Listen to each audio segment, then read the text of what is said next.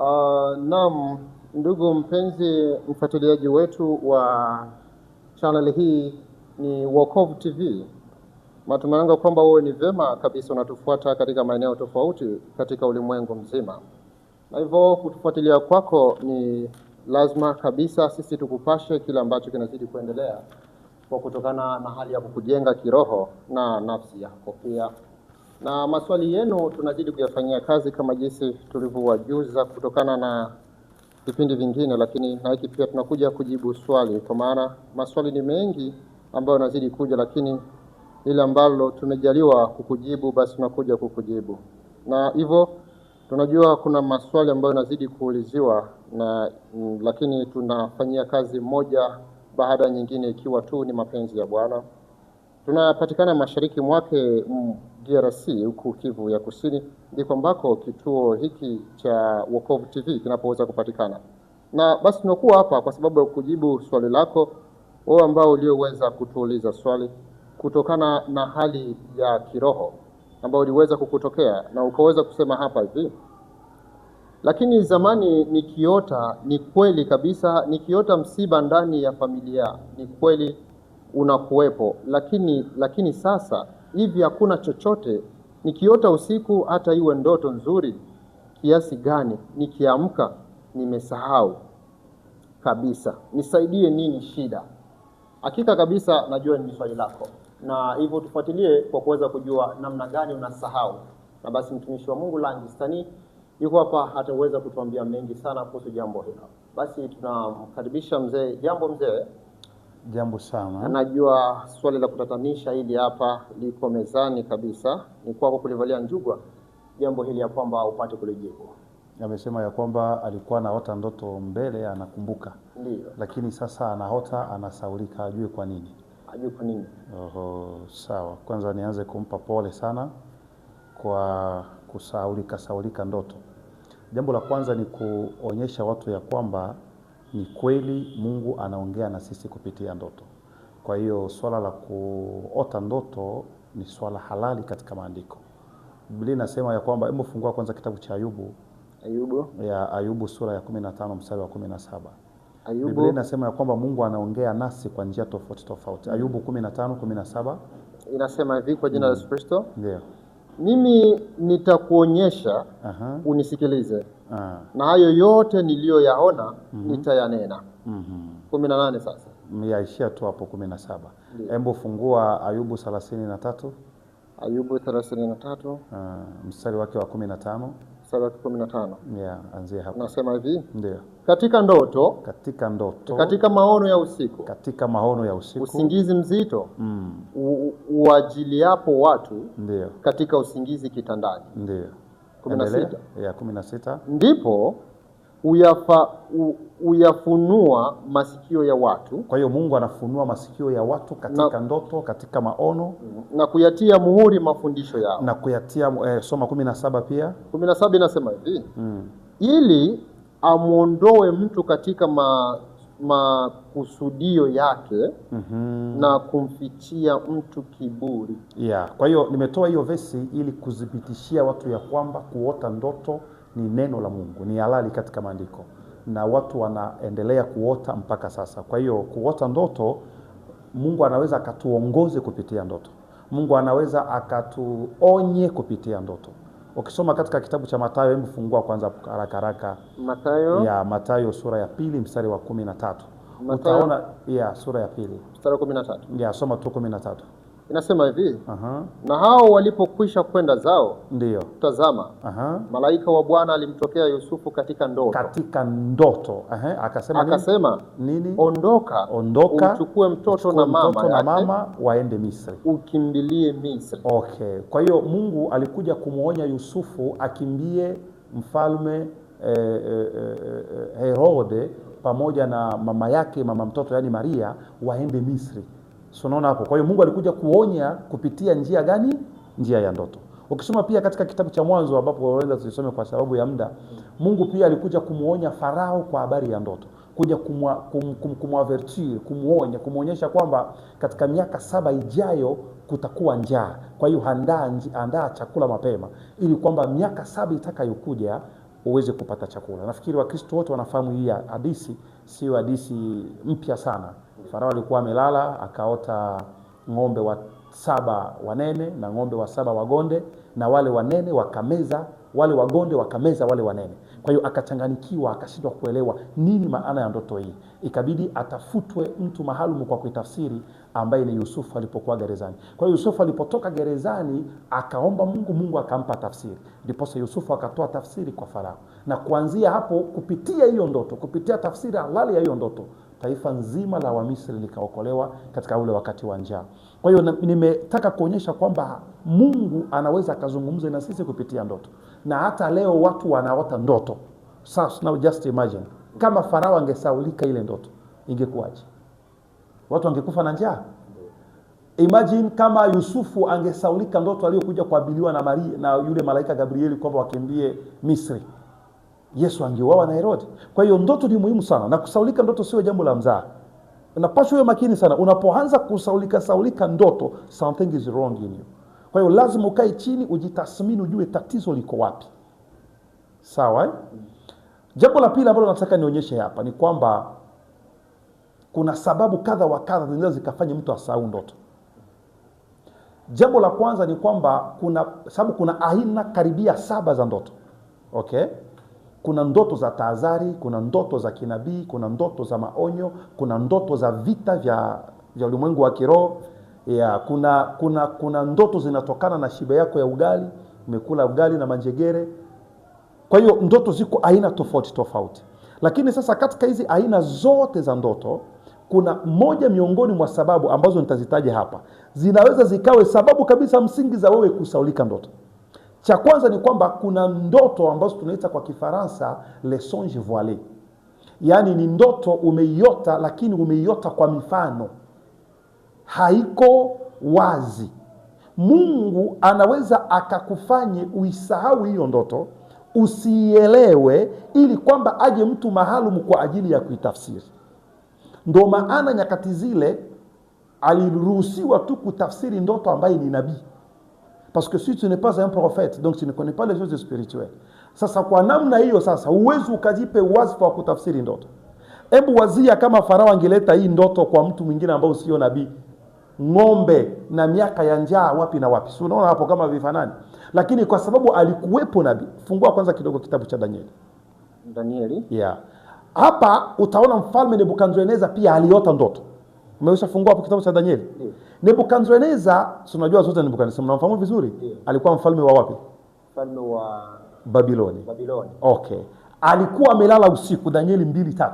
Nebukadneza alikuwa amelala usiku, akaota ndoto na akasahau. Hebu soma tusikie. Mfalme akawaambia, nimeota ndoto na roho yangu imefadhaika. Aliota ndoto na roho yake ikafadhaika, hata nijue tafsiri yake. Ndipo hao Wakaldayo wakamwambia mfalme kwa lugha ya Kiaramu, mfalme, uishi milele. Uishi milele. Tuambie sisi watumishi wako ile ndoto, nasi tutakuonyesha tafsiri yake. Mfalme akajibu nini? Akawaambia, ndio Wakaldayo, neno lenyewe limeniondoka. Msiponijulisha hii ndoto na tafsiri yake, mtakatwa vipande. Buishia hapo, tusiende mbali, nisiponde muda mwingi sana. So unaona huyu Nebukadneza ameota ndoto, amesaulika completely everything. Vyote alivyoota he has forgotten.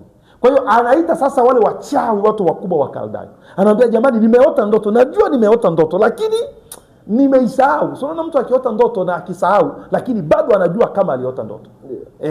Anasema, kuna ndoto niliota lakini sikumbuki.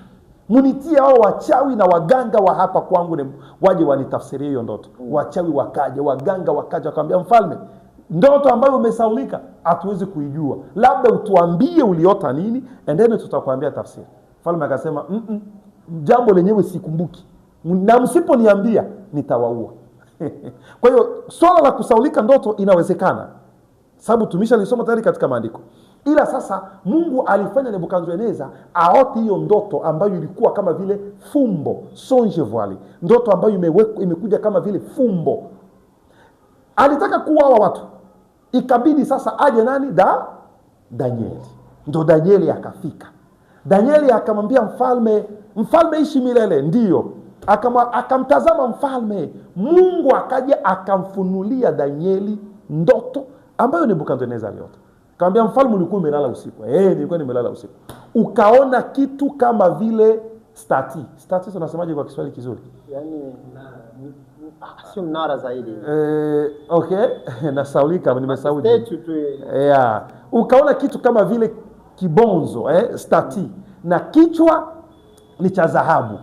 Kifua, akaonyesha kila kitu mpaka miguu jinsi ilikuwa ya udongo yenye kuchangana na shaba. Mfalme akasema, okay, hivyo ndivyo nilivyoota. Hebu sasa niambie tafsiri yake. Akaanza kumtafsiria. Kichwa cha dhahabu ni ufalme wako. Ufalme wako utaondolewa. Kwa hiyo akaonyesha ufalme unaofuata ni wa Giriki, unaofuata ni wa Persia na wa Medu, na unaofuata ni wa Rumi. Ndio huu tulionao sasa. Kwa hiyo sitaki kuingilia kiundani kuhusu hiyo ndoto, ila tu ninachotaka kuonyesha hapa ni kwamba Nebukadneza pia alisahau ndoto. Ikabidi aje nabii ambaye ni Danieli kwa ajili ya kutafsiri ndoto ya nani? Ya Nebukadneza. Kwa hiyo ni Mungu aliyefanya Nebukadneza asahau ndoto. Kwa hiyo kusahau ndoto pia kunaweza kukasababishiwe na Mungu mwenyewe, ili kwamba atafutwe mtu atakayekuja kuitafsiri. Hiyo ndiyo sababu ya kwanza ya kusahau ndoto. Nafikiri ninaeleweka vizuri hapo. Sababu ya pili ya mtu kusahau ndoto ni kukosa umakini wa kiroho. Manque d'attention spirituelle. Yaani mtu upo lakini uchukulie mambo ya kiroho serious. Unaona? Sababu Mungu katika kufanya kazi na wanadamu, Mungu anaangalia pia jinsi unavyojali kazi yake. Anaangalia pia jinsi gani wewe mwenyewe uko makini katika kutenda kazi yake. Sababu kuna tofauti kati ya kusikia au kuona na kuelewa. Hebu fungua kwanza katika kitabu cha Methali 20 na mstari wa 12. Methali 20:12. Mstari wa 12. Ndio. Unasema hivi. Sikio lisikialo na jicho lionalo anavifanya nani? Bwana ndiye aliyefanya yote mawili. Okay. Ina maana kuna sikio lisikialo na jicho lionalo, lakini aliyefanya hivyo vitu vyote viwili ni Mungu. Sasa ili sijui niliingilie kindani kwa sababu gani? Mtu wa kiroho, okay, mtu wa kiroho pia ana hizo hisi tano. Sushaona mtu anaota ndoto na anasema nilisikia kwenye ndoto, na anasema niliona, na akasema nilinusa. Ina maana kuna pia harufu ya kiroho. Okay, hii ni kweli kabisa. Yawezekana wa Pentecost wasinielewe haraka, lakini hii ni kweli. Kuna harufu ya kiroho. Yaani unasikia harufu na ni ya kiroho. Kuna masikio ya kiroho. Unasikia jambo wengine hawasikii, ni la kiroho. Kuna kuona kwa kiroho. Tunaweza tukakae hapa, mimi ninaona mambo mengine ambayo nyinyi hamuyaoni. Na haya yote naweza nikayaprove kwenye maandiko. Haraka tu hapa, wakati Sauli anaenda Dameski.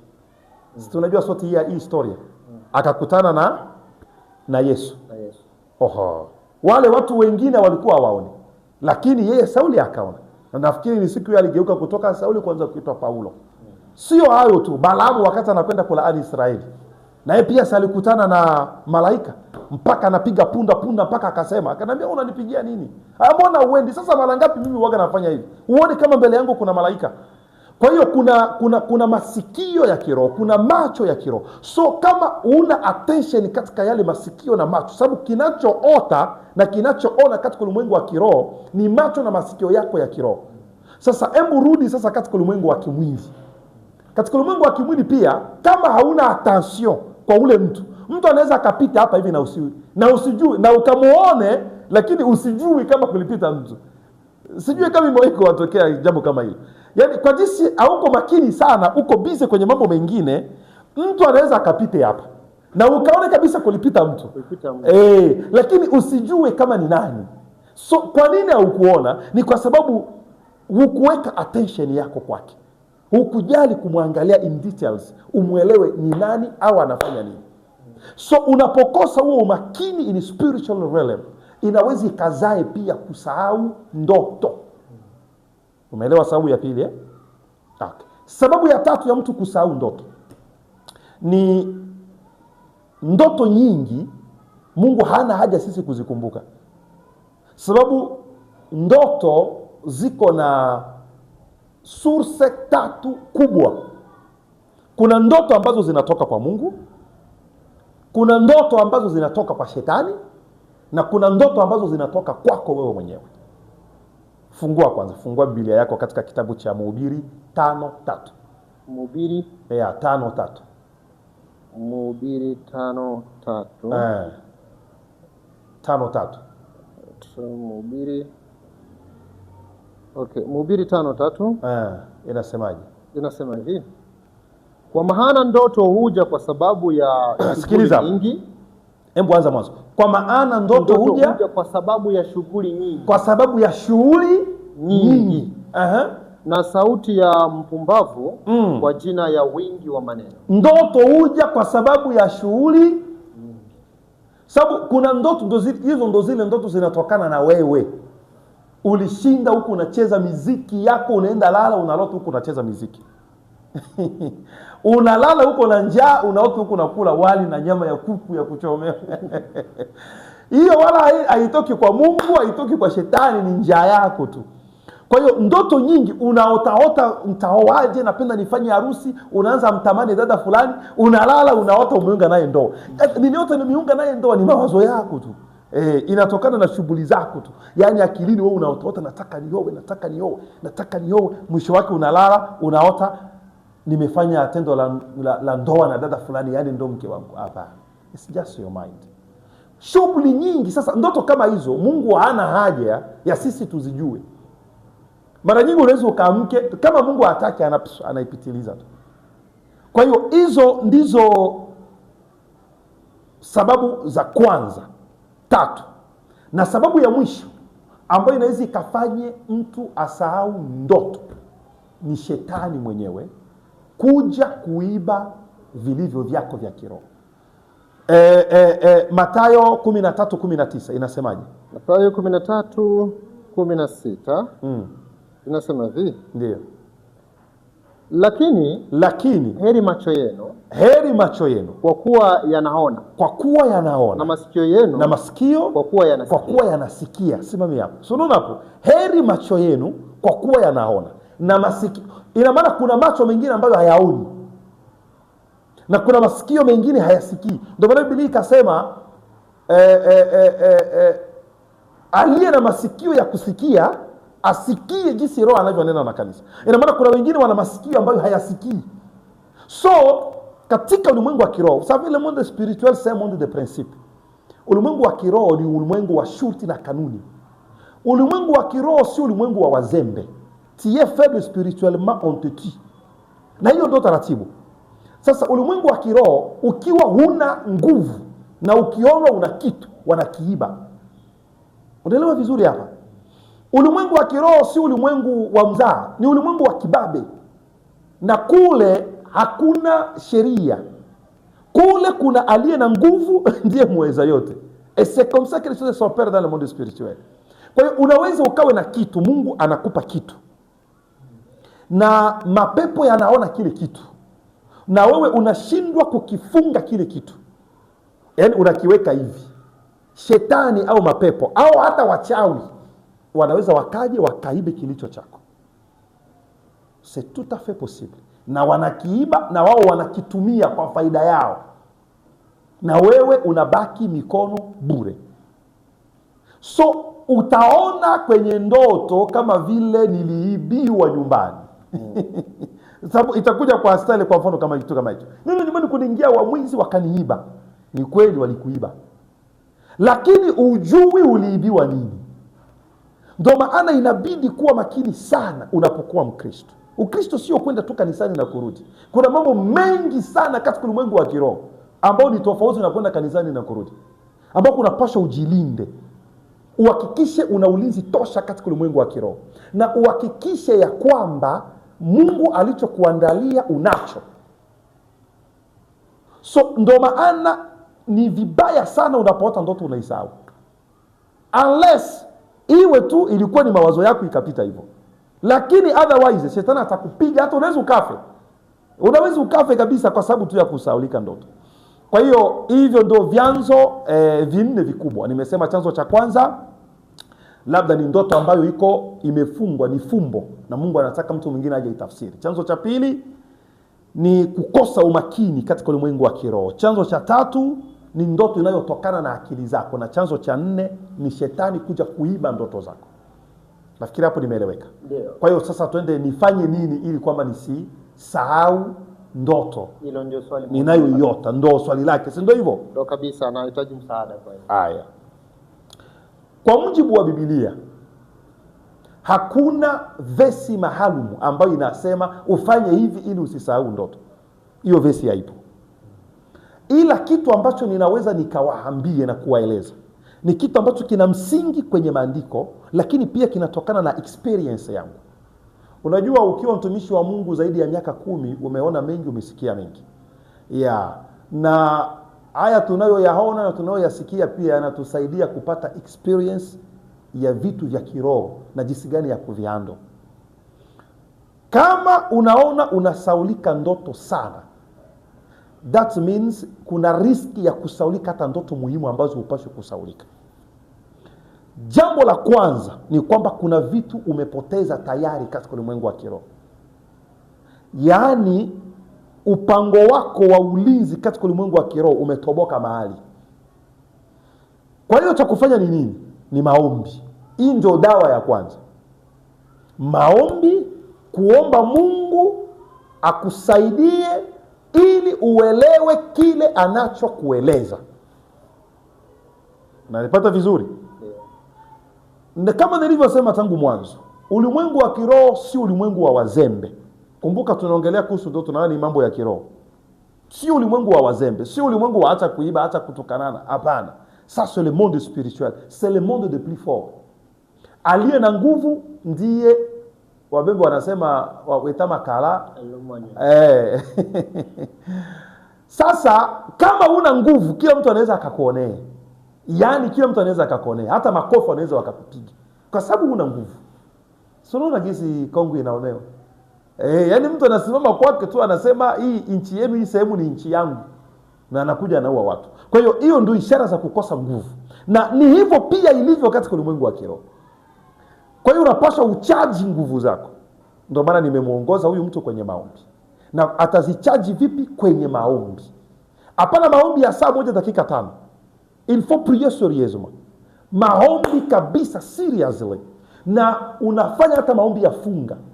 Mungu atakurejeshea ulicho kipoteza. Jambo la pili, hayo maombi yataamsha mtu wako wa kiroho. Sababu kila mtu ana roho, nafsi na mwili. Na kuna wengi roho zao zimelala. Nilitaka niingie kiundani nionyeshe mtu anaota wapi. Sawa? Je, mtu anaotea nafsini au mtu anaotea rohoni au mtu anaotea katika mwili? Na iweje hii connection kati ya roho na akili za kibinadamu iweze kukatika ili kwamba ule mtu asikumbuke ndoto asubuhi? Si ndio hivyo? Si ndio hapo kuna tatizo?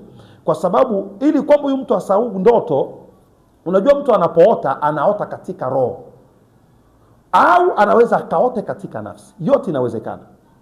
Sasa roho na mwili vinafanya kazi pamoja, na roho na nafsi vinafanya kazi pamoja na akili. Sababu akili ya mwanadamu, le faculté mentale za mwanadamu ndo inayounda roho ya kibinadamu. Sababu ukiangalia faculté za roho ni nini? Ndani hizi 5 za roho, sinafikiri unazifahamu. Hizi 5 za roho ni kumbukumbu, akili, sijui nitazipata kwa Kiswahili au niseme kwa Kifaransa kidogo. Okay, mémoire, raisonnement, affection. So ukiona hizi zote, hizi 5 za roho, hapana nafsi, za roho. So unaona mémoire, yani kumbukumbu, iko wapi? Kwenye akili. So zina uhusiano mkubwa na akili. So ili kwamba ufike hatua ya kusahau ndoto, ina maana hakuna connection kati ya roho na akili zako. Sababu unavyoviota usiku lazima ujue kwamba umeviota. Sababu zile image zote, ile kumbukumbu lazima ije wapi? Akilini. Kuna sehemu hapa katika akili ambayo inahusika tu na kumbukumbu. Kwa hiyo ile connection ikikatika, ina maana roho yako imelala. Votre esprit est endormi. Au roho yako inafinywa. Kwa hiyo cha kufanya ni lazima uamshe roho. Sasa comment est-ce que tu vas réveiller ton esprit? C'est par la prière. Maombi. Unaomba sana, unafunga sana, unaima mwili chakula. Sababu njia kubwa ya kuamsha roho ni kushusha mwili. Huu mwili, yani huyo mtu ili kwamba asaulike, roho yake imelala. Roho imelala, yani hajali roho. Na watu wengi wako sana hivyo duniani, wanajali sana mwili lakini hawajali roho. Wananipata vizuri? Sasa vile hujali roho, ina maana unakuza mwili. So mwili unakuwa, unakomaa. Na mwili ukikua sana, unaponza roho. Hivi unanielewa kweli? Kwa hiyo mwili unapoponza roho, roho analala.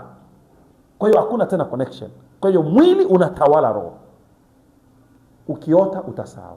Sasa atamshaje hiyo roho? Lazima kwenye maombi na kusoma neno. Na jambo la mwisho, akishaanza hivyo maombi, kila atakachokiona anaandika. Awe na kaye yenye iko pale tu kwa ajili ya ndoto zake. Mimi nina ya kwangu waga sitoi, iko humu ndani. Nafikiri wewe ushagaiona lakini. Ile tu ni kaye, ni agenda nilinunua uniquement pour écrire mes songes. Lakini sio kila ndoto. Kwa mfano nikiota ndoto niko napigana na wachawi, siwezi andika huko. Hiyo ni ndoto ya vita tu. Kwa hiyo zile ndoto ambazo unajua ce sont des songes prophétiques. Ce sont des songes d'avertissement, les songes messagers. Zile ndoto ambazo unajua hizi ni ndoto muhimu, lazima ninaziandika. Naandika tariki, siku, mahali nilipoiotea, na ninaeleza pale jinsi nilivyoota, ninachunga. Kwa hiyo hiyo pia inachangia, Mungu anaona umakini wako wewe katika kazi yake. Na ile kitu ikitokea ninasoma pale, ninatiki. Hivi jana usiku pia nilikuwa nimechukua moja miongoni mwa buku zangu za ndoto ambao nilikuwa ninasoma. Nikisikia sauti ya Mungu inaongea na mimi, nachukua kalamu, naandika, nachunga. Kwa hiyo Mungu anajua kwamba uko niko serious na kazi. Acha nimwambie vingine. Ananiambia vingine, naandika, naweka. Ananiambia kingine, naandika, naweka. Ananiambia kingine, naandika, naweka. Siku kikitimia, najua na kitafuta kwenye buku langu, ninatiki. Nasema hili limetimia tariki fulani, siku fulani. Kwa hiyo hizo ndo njia za yeye kutokusahau ndoto. Kwa mfano mimi Mungu aliniumba kipekee kidogo, kwa sababu mimi naweza nikaote ndoto 10 kwa siku. Mimi naota sana. Nafikiri sana tuseme. Usiku leo hii nimeota karibia ndoto 10. Leo hii. Lakini sasa Mungu ninampenda wapi? Sababu mimi kila nikimaliza kuota ndoto, ili kwamba nianze kuota ya pili, ninaamka kwanza. Donc pour moi c'est automatique, inakujaga hivyo. Nikimaliza kuota ndoto ya kwanza, lazima kwanza nitoke usingizini. Naweza nikaandike au nisiandike. Ninalala tena. Nikilala tena ya pili, tena ninaamka. Tena ninaandika. Tena ninalala. Sasa hiyo nafikiri ni kipekee tu kwangu. Kwa hiyo pia inanisaidiaga mimi kutokusahau ndoto. Kwa sababu kila nikimaliza kuiota, ninaamka. Kila nikimaliza kuiota, ninaamka. Na jambo lingine, aombe Mungu ampe kumbukumbu. Mimi waga ninakumbuka hata ndoto niliyoota baada ya miaka 2. Lakini nafikiri tu ni Mungu tu. Unakaa tu unasikia tu inakuja yenyewe akilini. Unaanza iona kama vile upya tena kama jinsi ulivyoiota. Hii niliotaga hivi. Mara sasa unafika hiyo eneo. Baada ya miaka 5 uliota, unafika hilo eneo. Unakumbuka kama kuna kitu kinakustua vile. Unaona hapo uliwahi kuota hapo. Unastuka kwanza, ndio. Niliwahi kuota hapo. Imepita miaka mingi lakini nilionaga hii. Nikaonaga na hii. Nilionaga ninunua uwanja hapa. Kwa mfano kuna sehemu moja nilipita Kigoma, ambapo nimewahi kuota zaidi ya miaka 5 iliyopita, na niliota niko na uwanja eneo hilo. So ndio tulikuwa tu tunapita na pikipiki na bodaboda moja. Nilipofika hapo nikaona kama kitu kinanishtua. Nikastuka. Nikasema, mbona hili eneo kama vile sio geni sana? Ni kama nimewahi kufika hapa. Ule bodaboda akaniambia, "Umefika hapa lini?" Nikasema, "Hata sijui, lakini nimewahi kufika hapa. Na niliona nilinunua uwanja hapa. Na nikajenga nyumba hapa." Na hapo kananiambia kuna mzee anauza uwanja pale. Unaona? Nikasema uwanja lazima nitaununua. Do you see? Kwa hiyo kuna mambo mengine yanakuja hivyo. Unaona kitu ulikiona tangu zamani, lakini kikifika c'est comme si ça revient dans votre mémoire. Kwa hiyo kikubwa ni kuandika. Anaandika, nafikiri hayo yatamsaidia ili asisahau ndoto tena. Asante, wacha niishie hapo. Una swali lolote? Nasema asante kwanza kwa jibu hilo ambalo ni ndefu kabisa na lenye kufungua. Najua wanatuelewa hapo na wanatufuatilia, lakini kuna namna moja hapo, kwa sababu kila mtu anaumbiwa hivi mwingine vile. Lakini sasa wakati kuna watu wengine wanakuwa analala, yani yeye asisimke, yani analala fofofo, yani anasimka asubuhi. Yani aliota kuanzia ndoto ilikuwa saa 3 ya usiku ikafika saa 5 anaota ndoto saa 2, yani siku ya manane wote anaota kuja kusimka asubuhi. Yani tukuta aliota ndoto 10 lakini unakuja kama moja hivi lakini inafifia tena hivi. Sijui kama una ushauri gani kwa mara nyingi si jumbe kutoka kwa Mungu. Unajua ndoto nyingi zinatokana na michoko yetu na mashughuli yetu kama tulivyosoma katika kitabu cha Mhubiri. Ila ujumbe kutoka kwa Mungu, na kama Mungu anataka ukumbuke atakuamsha. Yaani hilo mimi nimeliona mara nyingi sana na nimelishuhudia kwa watumishi wengine wengi.